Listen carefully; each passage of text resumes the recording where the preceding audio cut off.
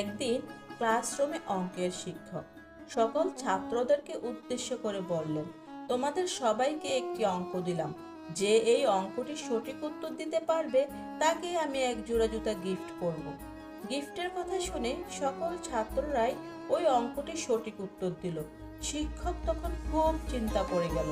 শিক্ষক বলে উঠল, আমি তো একজনকেই জুতো দিতে পারবো। চলো একটা কাজ করা যাক, লটারি করি। তোমরা যার যার নাম রোল নাম্বার লিখে বক্সে রাখো। যার নাম উঠবে সেই জুতো জোড়া পাবে। সব ছাত্ররা নাম রোল নাম্বার লিখে বক্সের মধ্যে ফেললো। শিক্ষক বক্সটি একটু ঝাঁকিয়ে চোখ বন্ধ করে একটি কাগজ উঠালো। শিক্ষক, আমি কি বিজয়ীর নামটা পড়ব? ছাত্ররা একসঙ্গে বলল, পড়ুন স্যার, পড়ুন। পুরো ক্লাস নিশ্চুপ, শুধু শ্বাস প্রশ্বাসের শব্দ শোনা যাচ্ছে।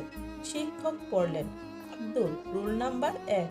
ছাত্ররা হাততালি দিয়ে ফার্স্ট বয়কে অভিনন্দন জানালো।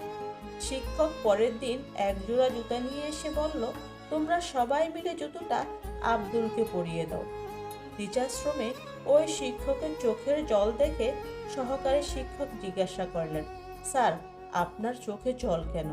শিক্ষক জুতোর ঘটনাটা খুলে বললেন, আব্দুল ক্লাসের একমাত্র ছাত্র, যে কিনা খালি পায়ে স্কুলে আসে।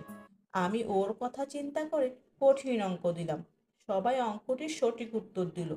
সবচেয়ে অবাক লাগলো, লটারির বক্স খুলে দেখি সকল ছাত্ররাই তাদের নিজ নিজ নাম না লিখে লিখেছিল আব্দুল, রোল নাম্বার 1, যাতে করে জুতো জোড়া আব্দুলে পায়।